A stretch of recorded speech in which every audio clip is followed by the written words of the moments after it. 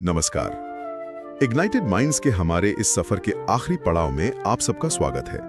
हमने doctor APJ Abdul Kalam के विचारों को काफी गहराई से समझा है पिछले कुछ एपिसोड्स में। हाँ बिल्कुल। इसमें किताब का उपसंहार भी है और वो बहुत ही प्रेरणा देने वाला युवाओं का गीत भी। हाँ, ये 9वां अध्याय तो जैसे एक सीधी पुकार है। कलाम साहब सीधे अपने लोगों से बात कर रहे हैं और उपसंहार वो तो मतलब बहुत खास है। हाँ, खासकर उसकी शुरुआत, वो गर्भ वाली कहानी है ना। हाँ, 2 शिशु हैं, एक अहंकार और एक आत्मा।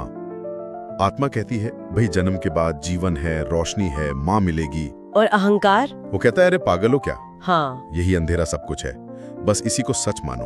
उफ, कितनी गहरी बात कह दी उन्होंने इस छोटी सी कहानी में। बिल्कुल, ये सिर्फ कहानी नहीं है, ये एक बहुत ही शक्तिशाली रूपक है, एक मेटाफर। कलाम साहब यहाँ सीधे सीधे मन की या कहिए राष्ट्र के मन की 2 ताकतों की बात कर रहे हैं। अच्छा, कैसे? देखिए, आत्मा वो विश्वास है, वो उम्मीद कि हम मौजूदा हालात से बेहतर कर सकते हैं, जैसे वो गर्भ में माँ और रोशनी का यकीन करती है। और अहंकार वो शक है, वो डर, वो स्टेटस को जो कहता है नहीं बस इतना ही मुमकिन है। समझ गया। तो कलाम साहब कह रहे हैं कि हमें उस अहंकार को, मतलब उस सोच को चुनौती देनी है। एग्जैक्टली, हमें उस आत्मा की आवाज सुननी है जो कहती है कि बेहतर भविष्य मुमकिन है, राष्ट्र की प्रगति के लिए ये जरूरी है। सही कहा।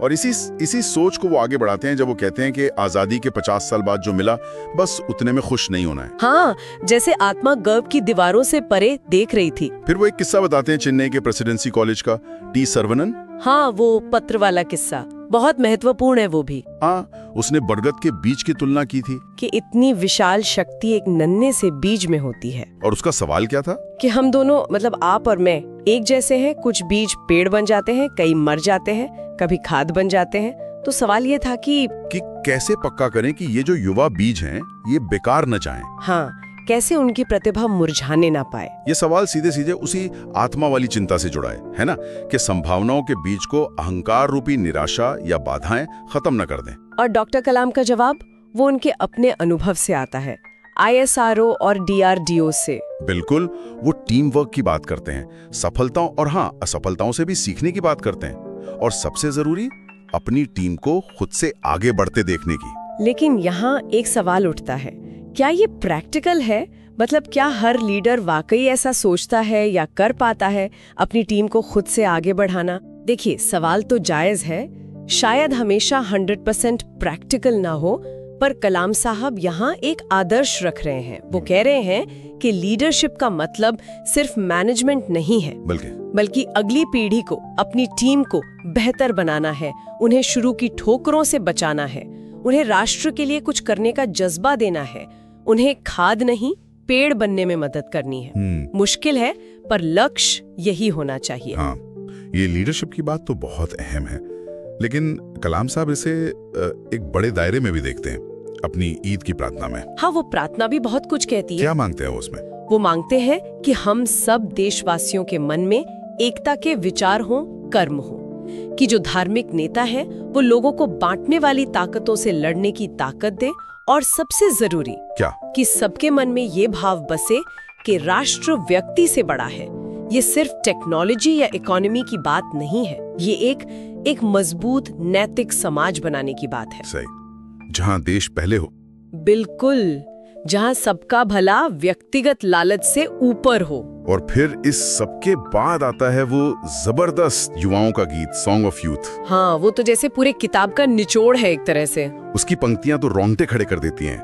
भारत के एक युवा नागरिक के रूप में प्रौद्योगिकी, ज्ञान और अपने राष्ट्र के प्रति प्रेम से लैस। छोटा लक्ष्य एक अपराध है, ये लाइन। हाँ, मैं एक महान दृष्टिकोण के लिए काम करूंगा और पसीना बहाऊंगा। दृष्टिकोण ही अरबों आत्माओं को प्रज्वलित करेगा। प्रज्वलित आत्मा पृथ्वी पर, पृथ्वी के ऊपर और पृथ्वी के नीचे सबसे शक्तिशाली संसाधन है। देखिए, ये गीत सीधे सीधे किताब के टाइटल से जुड़ता है, इग्नाइटेड माइंड्स। ये एक पुकार है, एक आह्वान युवाओं के लिए। हाँ, खासकर युवाओं के लिए कि अपने विजन से, अपने ज्ञान से, अपनी क्षमताओं को जगाओ, क्योंकि एक इग्नाइटेड माइंड, एक प्रज्वलित आत्मा ही वही है असली ताकत, असली रिसोर्स।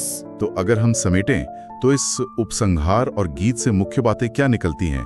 एक तो विश्वास की ताकत, हाँ, उस आत्मा की तरह। दूसरा युवा क्षमता को पहचानना, उसे सहेजना, सर्वनन का सवाल और कलाम साहब का जवाब, तीसरा राष्ट्रीय एकता की जरूरत, उनकी प्रार्थना, और चौथा युवाओं के लिए एक बड़ा लक्ष्य और उस पर काम करने का जोश। बिल्कुल, वो गीत इसी का प्रतीक है। तो ये तो हुई मुख्य बातें। पर एक आखिरी ख्याल शायद सोचने लायक है। हाँ, बताइए। शायद सबसे बड़ी चुनौती सिर्फ एक विजन या दृष्टिकोण रखना ही नहीं है। असली चुनौती ये है कि राष्ट्र के अंदर जो सामूहिक अहंकार है, मतलब हमारा संदेह, हमारा डर, हमारी पुरानी आदतें, कहीं वो उस विजन को पाने के लिए जरूरी सामूहिक आत्मा को, मतलब हमारे विश्वास, हमारी उम्मीद, हमारे एकजुट प्रयास को दबाना दे। वाह, ये तो बहुत गहरा विचार है कि कहीं हमारा अपना ही अहंकार हमारी आत्मा को न कुचल दे। हाँ, कुछ ऐसा ही। तो इग्नाइटेड माइंड्स की इस पूरी यात्रा में, इसके सभी 9 अध्यायों पर हुई हमारी इस गहरी चर्चा में हमारे साथ बने रहने के लिए आप सभी श्रोताओं का बहुत बहुत धन्यवाद। उम्मीद है डॉक्टर कलाम के विचारों को, उनकी सोच को समझने में ये बातचीत आपके लिए मददगार रही होगी। और हाँ, अगर आप चाहते हैं कि हम भविष्य में किसी और किताब पर इसी तरह की गहन चर्चा करें तो हमें बताइए जरूर। बिल्कुल, आप लाइक कर सकते हैं, शेयर कर सकते हैं और कमेंट सेक्शन में हमें बता सकते हैं कि अगली कौन सी किताब हो जिसके पन्ने हम साथ मिलके पलटें। आपके सुझावों का इंतजार रहेगा। धन्यवाद।